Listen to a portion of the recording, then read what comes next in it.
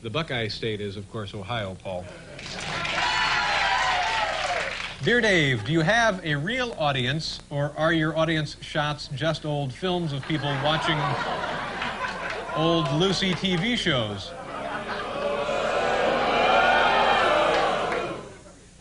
I hear these so-called laugh tracks are commonly used on cheap, second-rated TV shows. Questionably yours, Jill Shanley, Buffalo, New York. Well, Jill, good heavens. Of course we have a live studio audience in here every night. Come here, let me show you right now. We get a wonderful group of people. Here they are right here. Now, folks, what do you say you give a nice hand, a nice round of applause for Jill Shanley from Buffalo, New York. Come on. There they are. Okay. Oh, there you go. Thank you, folks. All right, lovely.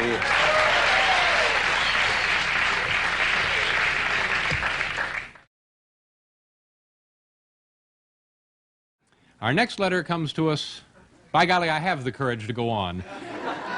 Pat Feeney writes to us, even though your show is relatively new, I feel it has reached the point where a spin-off is in order. I propose that the first spin-off of your show should star Larry Bud Melman in a half-hour comedy series about the modern-day problems of an urban bus driver. You know, that's not a bad idea. I wonder what that would be like. Gosh, I just don't...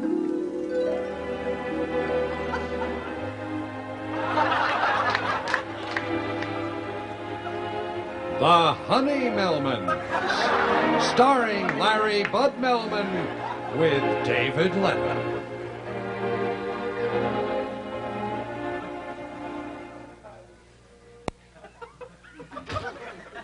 Hey, Alice, I'm home. She ain't here. Now I gotta make my own dinner. Well, I certainly ain't gonna eat alone. Hey, Letterman. Yeah, Bud. Come on down here and bring some food with you.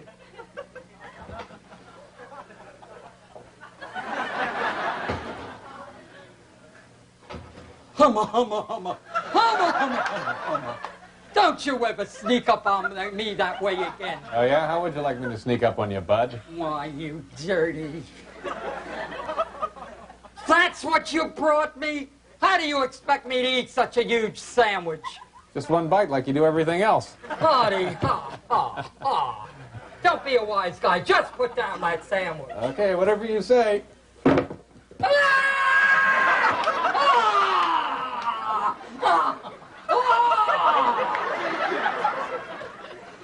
I must be nuts trying to ride a bus company and produce a major network talk show at the same time. That reminds me. Here's tomorrow's script. All right, let me see if there's anything funny in here for me to do tomorrow.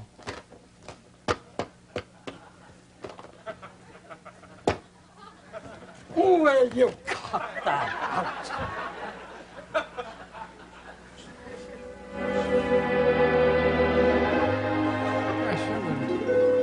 Dave? Oh, Dave. Good heavens, I must have dozed off. Thank you very much. Well, that...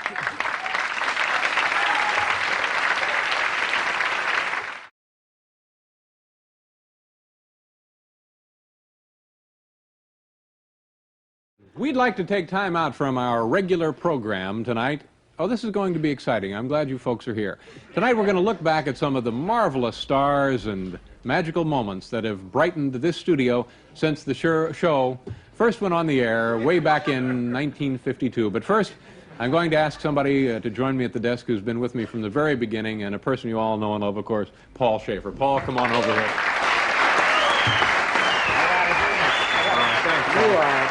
How many years has it been? Well, the late 50s or whenever that was.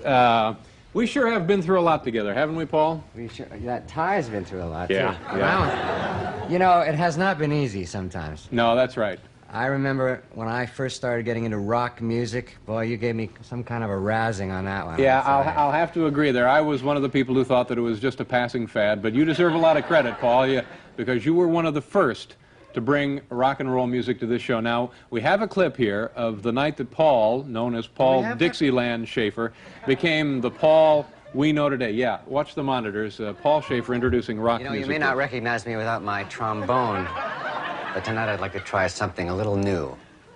I'm kind of nervous because it's a kind of music that's a little bit controversial, but here goes. Lemon tree very pretty, and the lemon flower is sweet, but the fruit of the lemon is impossible to eat. Join me on this lemon tree, very pretty, and the lemon flower is sweet, but the fruit of the lemon is impossible to eat. Lemon tree, very pretty, very pretty. Quite a night, wasn't it? Of course, years later, I finally understood what rock music was all about, but at that time, I'm sorry, I just didn't get it. Well, Dave, you were not alone, I'll tell you. Now, we have some more videotape. Here's someone we all knew was going places from the moment he sat down in that chair. Watch this clip of a very young Richard Pryor when he first appeared on our show 10 years ago. So Richie, you're in first grade. What's that like? Man, some of those kids are bad. Yesterday, we were having milk and cookies, right? And this white kid says, "Give me your cookie." And I said, "You can go." Well, it was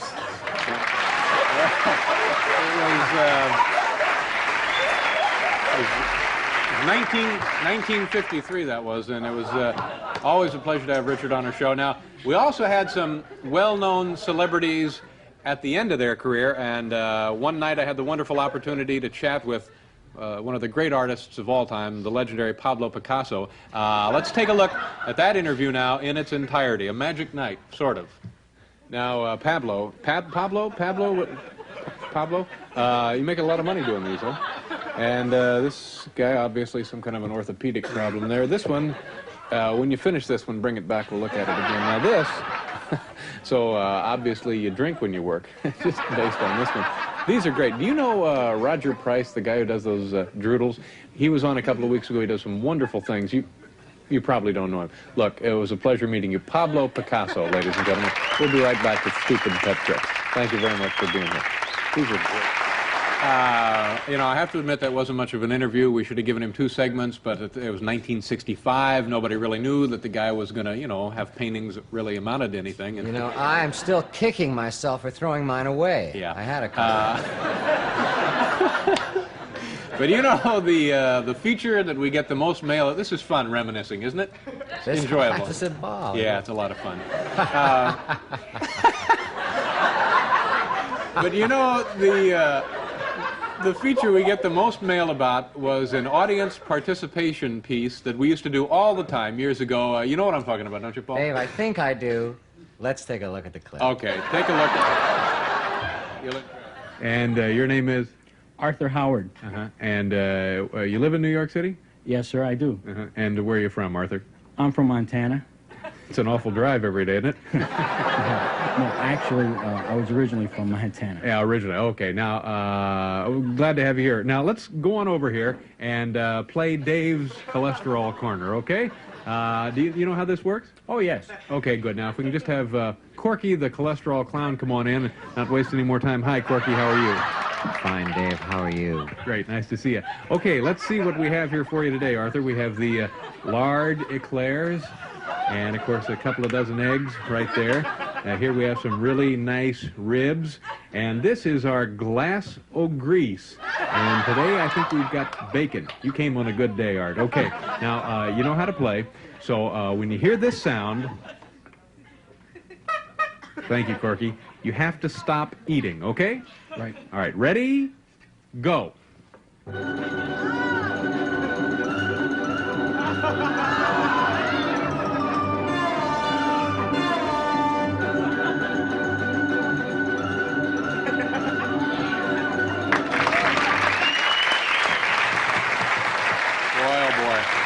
Dave's cholesterol corner. Those were the days, weren't they? Yeah, and you know, it really was a terrible shame when the Surgeon General's report put a stop to all those nutty times we used to have. Yeah, it was a lot more fun when you could just do whatever you thought was funny.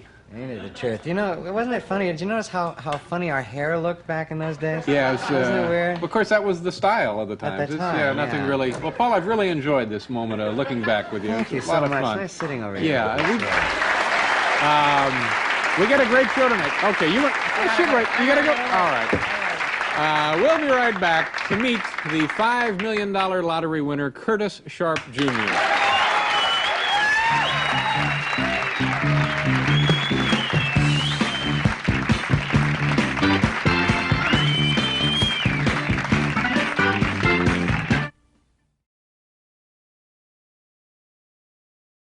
Now, letter number 4 comes to us from Alexandria, Virginia.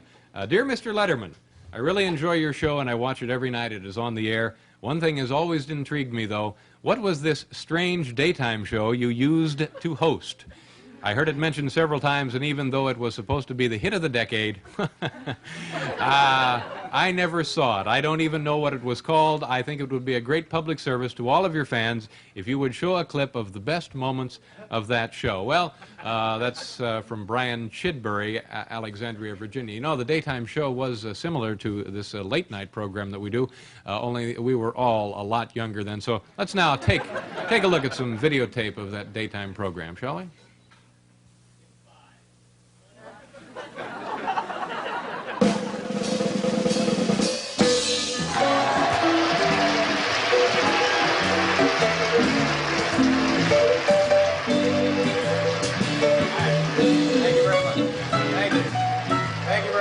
Thank you very much. Yeah, good morning, everybody, and welcome to Daytime. It's March 22nd, 1962, and you know, this morning as I'm walking to work here in beautiful New York City, everybody is talking about this race for space, and I think I now know the obvious reason that those Russians are sending cosmonauts up there. They're trying to find what they can't find down here: apartments.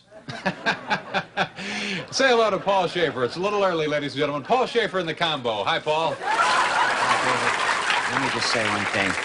You are the Sputnik of talk show hosts, and I mean that sincerely. But seriously, I do have a sort of a controversial announcement to make.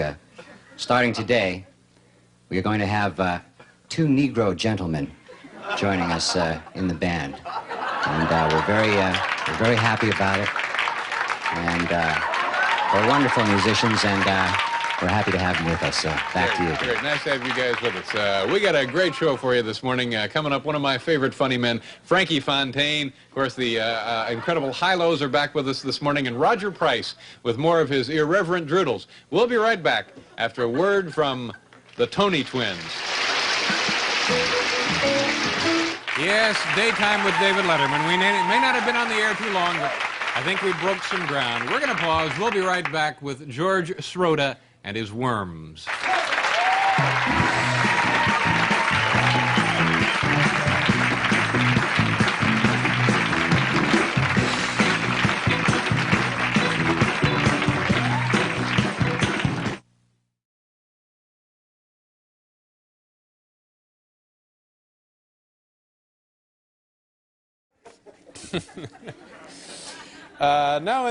Now this is of particular interest to me, the TV of the future. Let's see what marvelous programming is in store for us 30 years from now. Let me just push it on there. The TV of the future, ladies and gentlemen. What you talking about? Now, Arnold, try to understand the situation. What else? Yeah, Bermuda. It is a cool.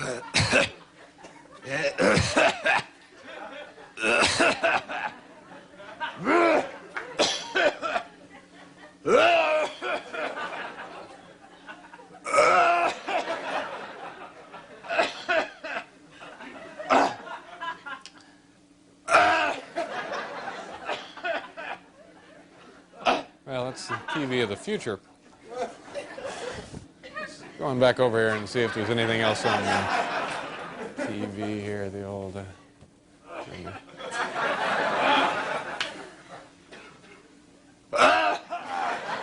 Okay, I tell you what we're going to do. We're going to pause, hose down the audience and myself, and we'll return with the show. Bermuda. Yes.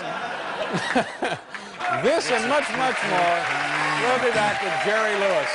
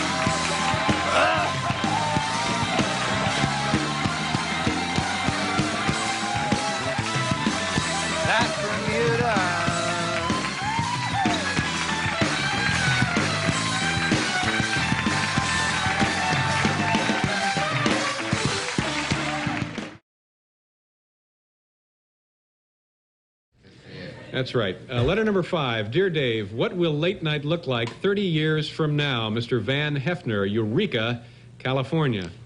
Wow. Now, here's something to ponder. What will late night look like 30 years from now? Gee, gosh, I wonder what that would look like. 30 Owner years. of a lonely heart. That's me. Thank you very much, boy. That song sure brings back a lot of old memories. I like these old songs. Aren't they something? Sing us another oldie, Paul. Well, Yeah. Thank you very much. First, I want to tell you kids a little story about a guy. Now, this was back when the show was being taped over in Sector G. Oh, thank you very much. Some people from Sector G are here. Fabulous. Well, let me tell you, I worked with this guy. Gosh, it must have been 30 years ago. 30 years ago? What is this, ancient history? I tell you, you kids keep me young. Anyway, back then, this guy was actually the host of this very show. He was a kind of a tall, skinny fella, and his name was David Letterman. You mean President Letterman? You know, even then he was interested in politics and a lot of people. Dave, wake up. Dave. Oh. Dave. Oh. Sorry. It's nodded off a little bit there. Thank you, Paul.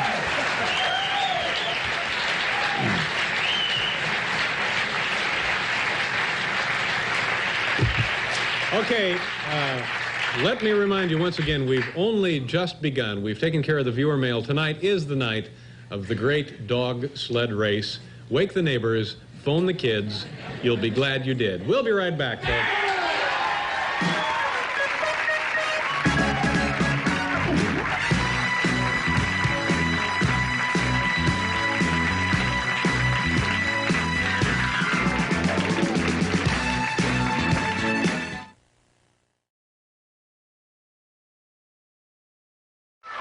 Thank you, folks.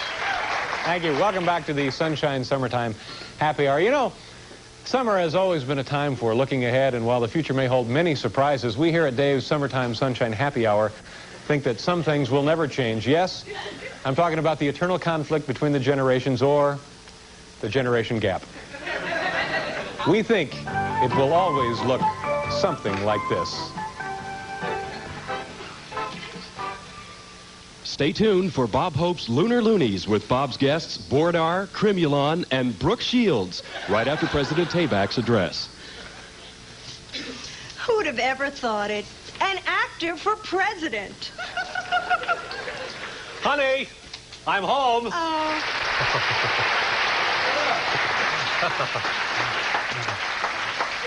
How was your day, sweetheart? Oh, it's the same old rat race, you know, 2 hours a day, 3 days a week. Honey, bring me a martini pill, will you? It's all ready. Oh, great, great. Ah, wonderful. Oh, that's better. So tell me, where's that good-for-nothing son of ours? Oh, Zetron! Zetron Jr.!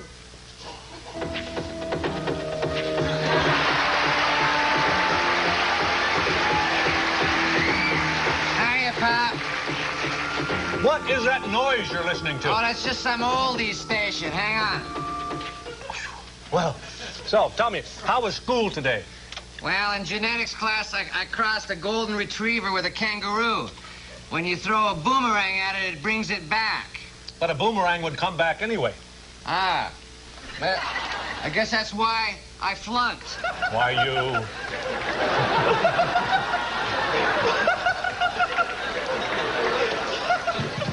Honey, our next-door neighbor, David Letterman, is coming up the walk. Oh, that moocher. As if I didn't have enough trouble already. All he does is borrow things. Boy, does he have it soft. Sounds like our sex life.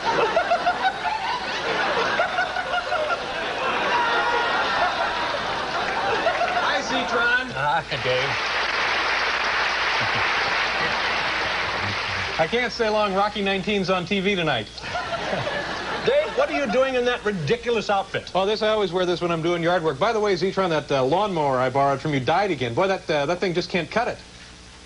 Sounds like somebody I know. Right. About that lawnmower. Yeah. Maybe it needs some more plutonium. Oh, great. Can I borrow $10? I should have known. I thought you had a summer job. Yeah, I did. I had a summer job, but it was on Venus. So? Well, the summers there are only 2 hours long. Oh, gosh. Hey, Pop. Hey, I need money too, Pop. What do you need money for? Well, I'm taking Xena to the Man George concert. So long. Why does he talk like this? It's just a dramatic choice that I made for this particular character. Yeah. What were the other choices? An orthodontist. Well, Zitron, don't let it bother you. Let's watch the ball game here. Let me just turn it on. Yeah. Zubar 3 is about to break Pete Rose's hit record. There's a lot of controversy about that asterisk in the record book, but then he is a robot. That's right, he's a robot. Also, the Cleveland Indians clinched another pennant today. All right, Cleveland, what a dynasty. Hey. You know, Dave, I just don't understand these kids today. I mean, they're fashions, you know. It's getting so you can't tell the mutants from the androids. Well, the mutants have the higher voice. Higher voice. Yeah, but, you're probably were just like them when you were a kid, don't you suppose? Well, maybe. Yeah. Where's Junior? Oh, he's off somewhere in the anti-gravity teleporter. Honey, the teleporter isn't set for anti-gravity. It's set for cloning. Cloning? Dad, I think we got a problem.